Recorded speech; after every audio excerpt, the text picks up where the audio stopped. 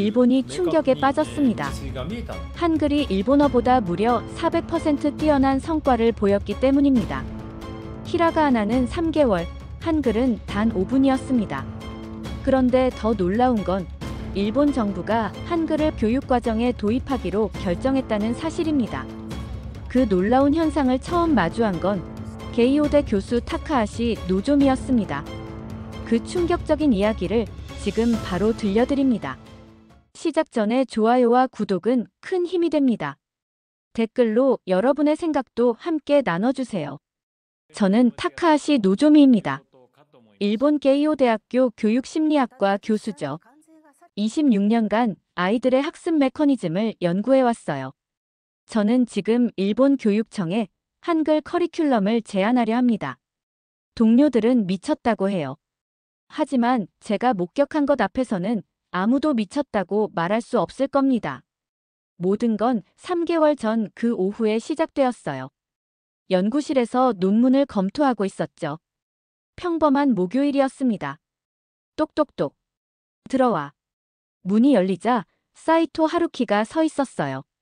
제 수제자, 4년 연속 1등인 완벽한 학생이죠. 그런데 뭔가 이상했습니다. 평소 당당하던 하루키의 손이 미세하게 떨리고 있었거든요. 교수님 상담 좀 받을 수 있을까요? 목소리도 평소와 달랐어요. 뭔가 간절함이 묻어났죠. 하루키가 의자에 앉으며 가방에서 두꺼운 파일을 꺼냈습니다. 준비를 단단히 해온 모습이었어요. 그리고는 한번 크게 숨을 들이마셨죠. 한글 연구를 하고 싶습니다. 그 순간 시간이 멈췄습니다. 커피잔이 제 손에서 살짝 기울었어요. 한글. 갑자기 왜? 머릿속이 하얘졌습니다. 한글이라고. 하루키. 여긴 일본 교육심리학과야. 알고 있어요. 하지만 하루키의 눈빛이 흔들리지 않았습니다. 뭔가 확신이 있는 표정이었어요. 이상한 일이 있었거든요. 제 등이 의자에 깊숙이 파묻혔습니다. 26년 동안 수많은 학생들을 봐왔지만 하루키 같은 아이가 말도 안 되는 제안을 할 리 없었어요. 뭔가 있다는 뜻이었죠. 어떤 일? 실습 때 만난 7살 타로군 기억하세요? 6개월째 히라가나도 못 쓰던. 맞아요. 언어 지체 의심까지 받던 아이요. 하루키가 파일을 펼쳤습니다. 그 안에서 사진 한 장을 꺼냈어요. 이걸 보세요. 사진 속에는 삐뚤빼뚤하지만 분명한 글씨가 있었습니다. 선생님, 나도 쓸 수 있어요. 제 심장이 한 박자 건너뛰었어요. 이걸 타로가 썼다고. 네. 한글 자음 모음 원리를 5분 설명한 직후요. 펜이 제 손에서 떨어졌습니다. 딸깍 소리가 조용한 연구실에 울렸어요. 5분이라고. 기억과 아가 만나서 가가 된다고 설명했어요. 그랬더니 아이 눈이 갑자기 반짝이더라고요. 마치 뭔가 깨달은 것처럼요. 목이 바짝 말랐습니다. 6개월 동안 한 글자도 못 쓰던 아이가 5분 만에 그 아이가 스스로 다른 글자들도 만들기 시작했어요. 제 머릿속에서 경보음이 울렸습니다. 이건 제가 26년 동안 연구해온 학습 이론과 정면으로 충돌하는 현상이었어요. 하루키, 그건 그냥 우연이야. 아이가 갑자기 성숙해진 거일 수도 있고. 아니에요. 하루키가 단호하게 말했습니다. 타로 어머니가 울면서 전화하셨어요. 아이가 집에서 밤늦게까지 글자 쓰기 연습을 한다고요. 6개월 동안 글자만 보면 울던 아이가요. 그 순간 연구실이 너무 조용해졌습니다. 제 호흡 소리만 들렸어요. 하루키가 조심스럽게 두꺼운 파일을 펼쳤습니다. 교수님, 이것 좀 보세요. 파일 속에는 깔끔하게 정리된 문서들이 들어있었어요. 실험 설계안, 대조군 기준, 평가 방식, 윤리적 고려 사항까지. 단순한 관찰이 아니었습니다.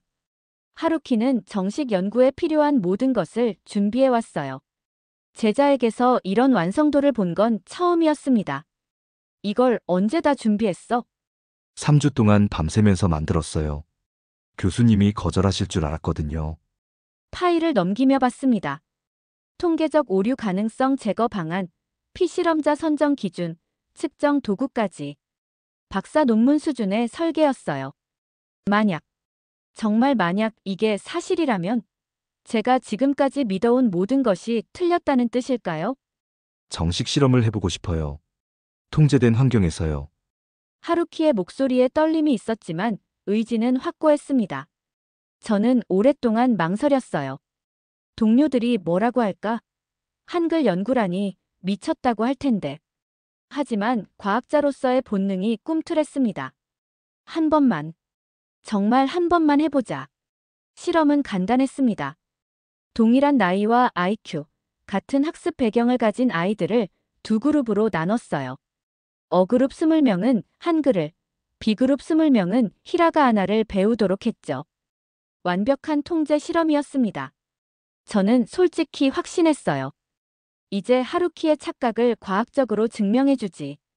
그런데 3주차, 오후 2시. 연구실에서 데이터를 정리하고 있었어요. 펜을 들다가 손이 멈췄습니다. 컴퓨터 화면에 띄워진 그래프 하나가 제 눈을 사로잡았거든요. 한글 학습 그룹, 평균 습득률 94%. 히라가아나 학습 그룹, 평균 습득률 23%. 이건 오류야. 한글을 배운 아이들이 히라가아나를 배운 아이들보다 4배나 빨리 글자를 익혔다는 거였습니다. 26년 경력에 이런 차이는 처음이었어요. 심장이 빨리 뛰기 시작했습니다. 뭔가 잘못됐을 거야. 실험 설계에 오류가 있었나? 아니면 데이터 입력 실수? 전화기를 집어들었습니다. 실험을 담당한 하루키에게 전화를 걸었죠. 하루키, 데이터 확인 좀 해봐. 뭔가 이상해.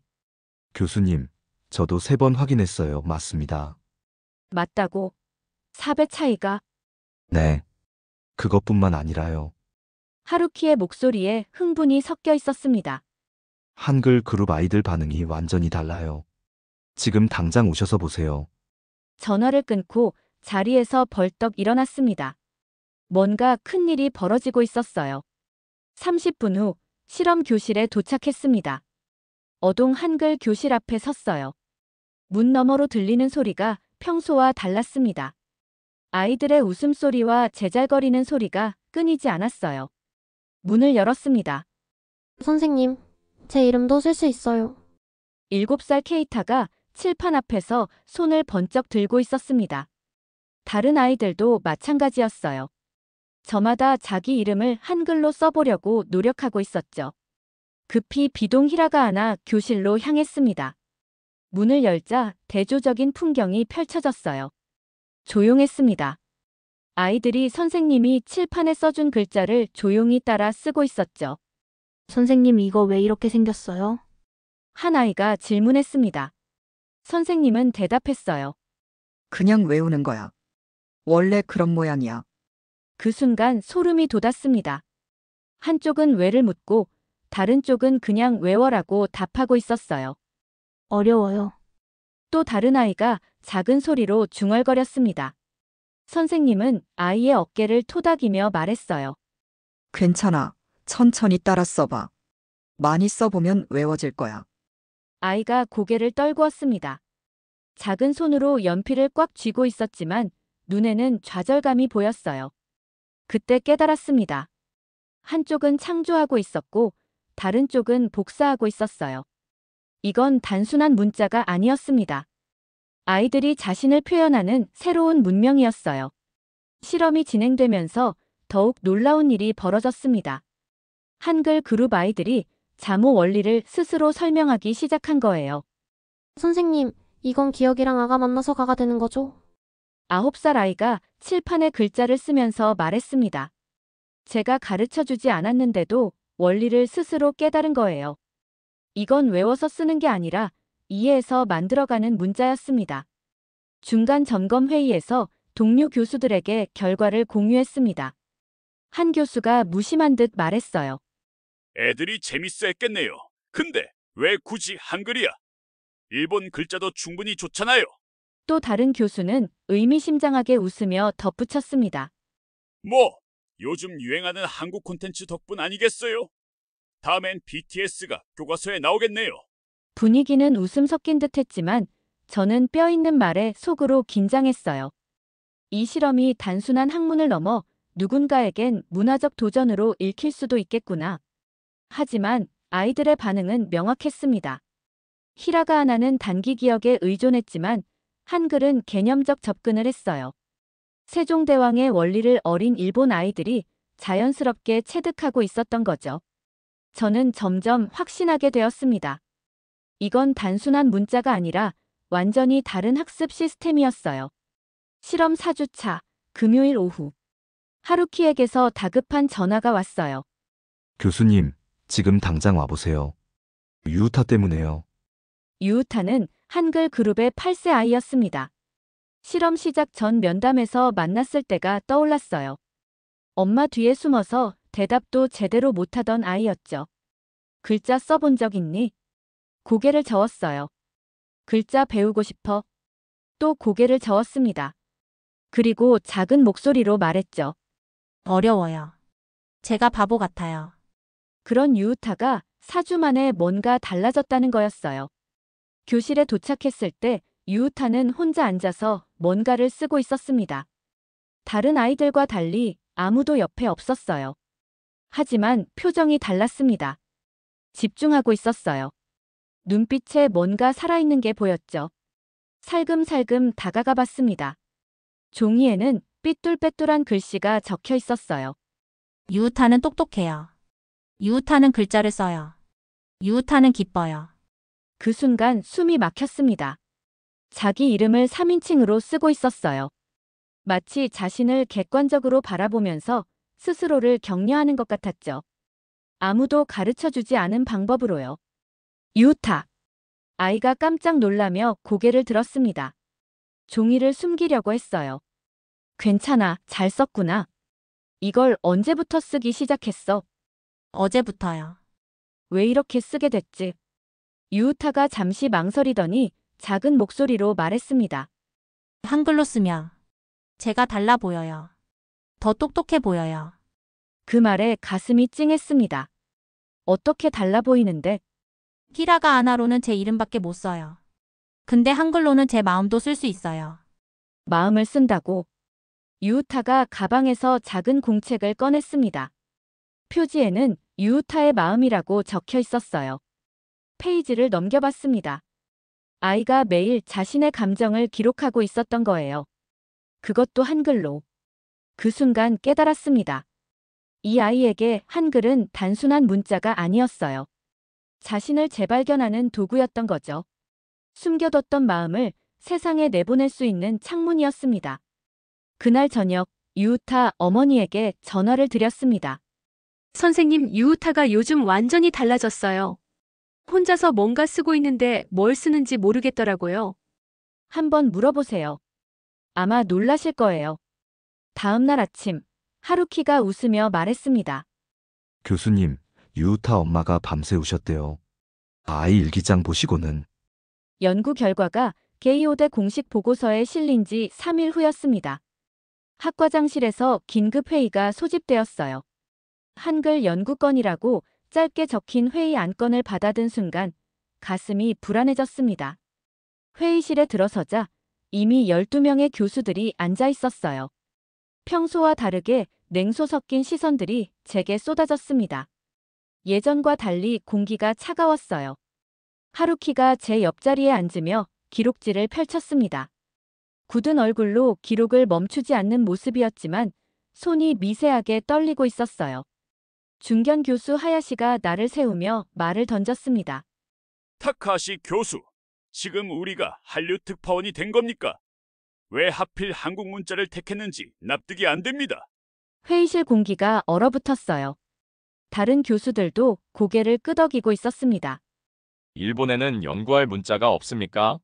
가나카나 개선, 한자 교육법 연구는 생각 안 하셨나요? 또 다른 교수 사토가 조용히 말했지만 뼈가 있었습니다. 학문적 시도는 좋습니다. 하지만 저 정서적 저항감은 충분히 고려하셨는지요? 학부모나 언론이 어떻게 받아들일지 생각해 보셨습니까? 제 심장이 빨리 뛰기 시작했습니다. 이건 학문적 토론이 아니었어요. 그리고 이거, 만약에 언론에서 초등학생에게 한국어 주입 같은 식으로 뽑으면 어떻게 책임지실 겁니까? 과학보다 사회적 반발이 먼저일 수 있어요. 그 순간 저는 눈을 감았다 떴습니다.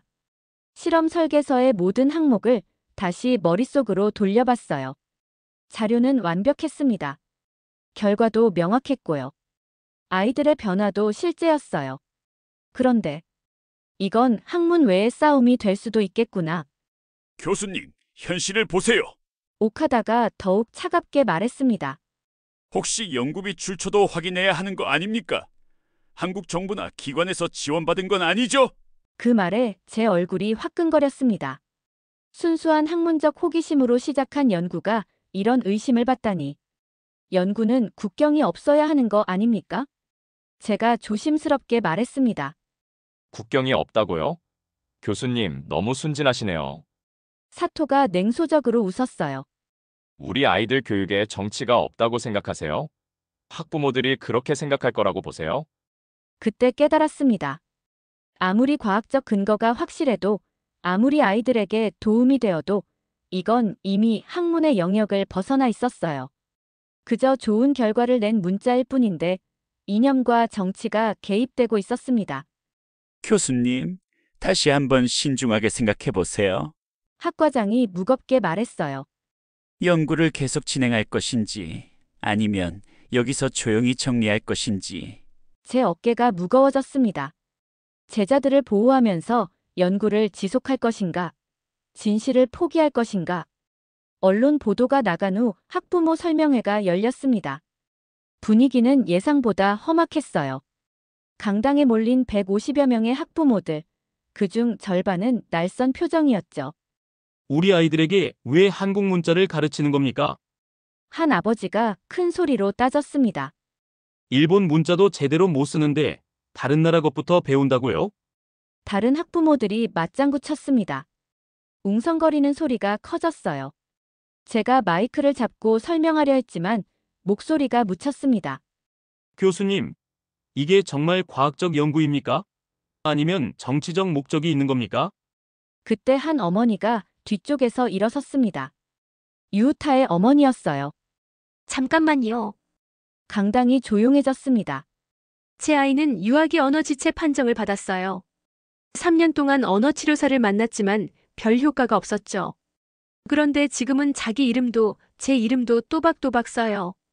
유우타 어머니의 목소리가 떨렸습니다. 저희 아이에겐 한글이 치료였어요. 왜 이런 걸 정치적으로 해석하는지 모르겠어요. 그녀가 가방에서 작은 공책을 꺼냈습니다.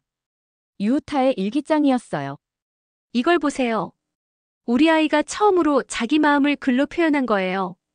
공책을 펼쳐 보였습니다. 삐뚤빼뚤하지만 정성스럽게 쓴 글씨들이 보였어요. 강당이 조용해졌습니다.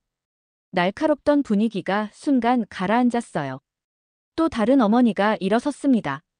저희 케이타도 그래요. 글자 쓰기를 싫어하던 아이가 이제는 매일 일기를 써요. 한글로요. 미사키도 마찬가지예요. 자신감이 생겼어요. 한 명, 두 명씩 일어서서 증언하기 시작했습니다. 아이들의 변화를 직접 목격한 부모들의 생생한 이야기였어요. 정치는 모르겠어요. 저는 우리 아이가 행복해하는 걸 봤어요. 분위기가 완전히 바뀌었습니다. 반대하던 학부모들도 조용히 듣고 있었어요. 그때 뒤쪽 문이 열리며 아이들이 들어왔습니다. 하루키가 데리고 온 한글 학습 그룹 아이들이었어요. 유우타가 앞으로 나왔습니다.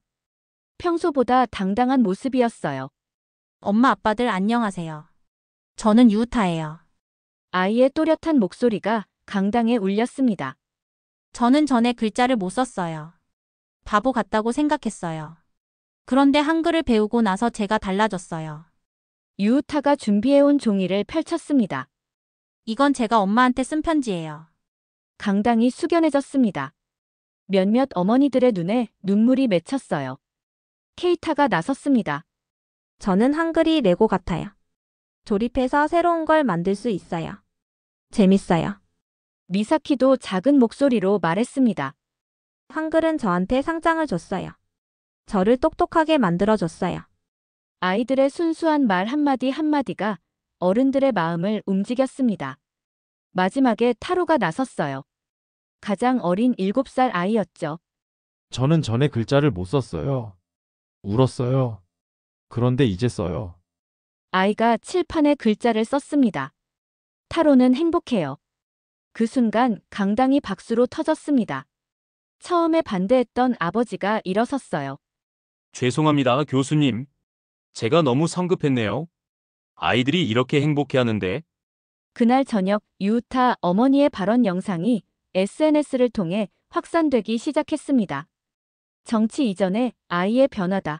한글이 우리 아이를 바꿨다라는 댓글들이 폭발적으로 늘어났어요.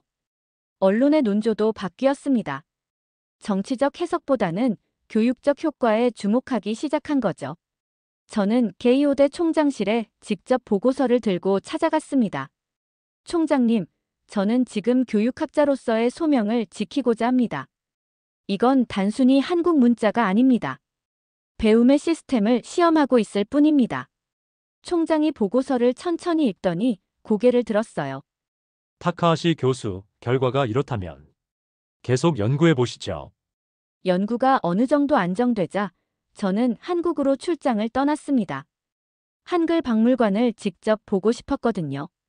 이 문자를 만든 사람이 누구인지, 어떤 마음으로 만들었는지 알고 싶었어요.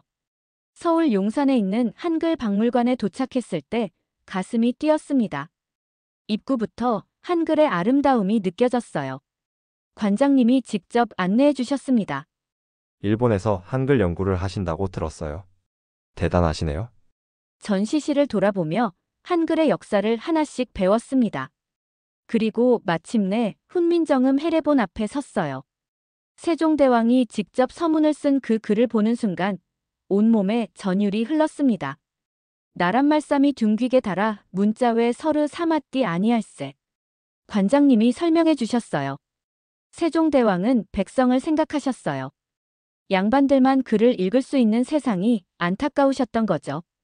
그 순간 제가 목격한 일본 아이들의 모습이 떠올랐습니다. 유우타가 처음 글자를 썼을 때의 환한 표정, 케이타가 자기 이름을 한글로 쓰며 기뻐하던 모습. 정말로 백성을 위해 만들었군요. 500년 전 조선의 왕이 만든 문자가 지금 일본 아이들의 마음을 열고 있었어요. 국경과 시대를 넘어서 말이죠. 그때 깨달았습니다. 세종대왕이 꿈꿨던 게 바로 이거였구나. 누구나 쉽게 배우고 자신의 생각을 표현할 수 있는 문자. 훈민정음 해례본 앞에서 저는 오랫동안 서 있었어요. 경외심과 공감이 동시에 밀려왔습니다. 한글 박물관 관장님이 마지막에 말씀해 주셨어요. 교수님이 하시는 연구가 세종대왕의 뜻을 현대에 이어가는 일이에요. 한글이 전 세계 아이들에게 도움이 된다니 정말 의미 있는 일이죠. 그날 저녁 호텔에서 일기를 썼습니다. 오늘 나는 세종대왕을 만났다. 500년 전 그분의 마음을 이해했다. 한글은 단순한 문자가 아니었다. 사람에 대한 사랑이었다. 한국에서 돌아온 후 저는 확신에 찼습니다. 이 연구는 계속되어야 했어요. 세종대왕의 철학이 21세기에도 살아있다는 것을 증명해야 했습니다. 한국에서 돌아온 후 저는 일본 교육청에 정식 제안서를 제출했습니다. 한글을 활용한 초등 문자 교육 파일럿 프로젝트라는 이름으로요. 문부과학성 회의실. 10명의 교육정책 담당자들 앞에서 발표했습니다. 이것은 한국 문자를 가르치자는 게 아닙니다. 효과적인 문자 교육 방법론을 제안하는 것입니다. 프레젠테이션 화면에 아이들의 변화를 보여줬어요. 94% vs 23%의 습득률 차이, 유우타의 일기장, 아이들의 자신감 변화. 한글의 과학적 원리를 활용하면 일본 아이들의 문자 교육 효과를 극대화할 수 있습니다. 담당 과장이 질문했습니다. 그렇다면 히라가하나 대신 한글을 가르치자는 말씀인가요? 아닙니다. 한글의 자모 조합 원리를 히라가하나 교육에 적용하자는 겁니다. 문자를 조립식으로 이해하는 방법을 가르치는 거죠. 다른 담당자가 고개를 끄덕였습니다. 1단계로 5개 학교에서 6개월간 시범 운영하겠습니다. 기존 교육과 병행하면서 효과를 비교 측정하는 거죠. 데이터를 보여주며 설명했습니다. 읽기 어려움을 겪는 아이들에게 특히 효과적일 것으로 예상됩니다. 난독증, 언어 지체 아동들에게 새로운 기회가 될 수 있어요. 회의실 분위기가 점점 진지해졌습니다. 과장이 동료들과 눈빛을 주고받더니 말했어요. 흥미로운 제안이네요. 정말로 효과가 있다면. 3주 후 놀라운 소식이 들려왔습니다. 일본 교육청에서 파일럿 프로젝트 승인이 떨어진 거예요. 도쿄, 오사카, 나고야의 5개 초등학교에서 시범 실시하기로 결정되었습니다. 첫 번째 교사 연수가 시작되었어요. 30명의 초등학교 선생님들이 모였습니다. 한글 자모의 조합 원리를 일본어 교육에 어떻게 적용할 수 있는지 배워보겠습니다. 처음엔 의구심을 품던 선생님들이 점점 관심을 보이기 시작했어요. 한 베테랑 교사가 말했습니다. 6개월 후 시범 학교들에서 결과가 나왔습니다. 문자 습득률 평균 40% 향상. 읽기 어려움을 겪던 아이들의 85%가 개선 효과를 보였어요. 더 중요한 건 아이들의 반응이었습니다. 글자 공부가 재밌어졌어요. 이제 새로운 단어도 스스로 읽을 수 있어요. 교육청에서 정식 커리큘럼 도입을 검토하기 시작했습니다. 한글의 원리가 일본 교육에 제도적으로 들어가는 역사적 순간이었어요. 처음엔 한류 열풍 정도로 여겨졌던 한글이 이제는 교육 혁신의 도구가 되었습니다. 저는 이제 매일 수업 전 아이들에게 한 문장을 들려줍니다. 그건 기억과 아가 만나서 만든 글자야. 너희처럼 서로 만나서 새로운 걸 만드는 거지. 아이들은 눈을 반짝이며 듣습니다. 그리고 신나게 글자를 만들어가죠. 저는 이제 한글을 문자로 보지 않습니다. 그건 도구예요. 아이를 웃게 만들고 배우게 하고 세상과 연결해주는 도구. 한글이 증명한 건 단순히 배우기 쉬운 문자라는 것이 아니었습니다. 한글은 아이들의 자존감을 키우고 학습에 대한 동기를 부여하고 자신감을 심어주는 교육의 도구였어요. 세종대왕이 500년 전에 꿈꿨던 것이 지금 일본에서 현실이 되고 있습니다. 모든 아이가 쉽게 배우고 자신 있게 표현할 수 있는 문자. 유우타는 이제 반에서 가장 적극적인 아이가 되었어요. 매일 새로운 이야기를 써오죠. 케이타는 친구들에게 한글 원리를 설명해주는 작은 선생님이 되었습니다. 타로는 엄마에게 매일 사랑한다는 편지를 써주고 있어요. 이 모든 변화가 한글 때문이었습니다. 아니, 정확히는 세종대왕의 사랑 때문이었어요. 그 이름은 한글입니다.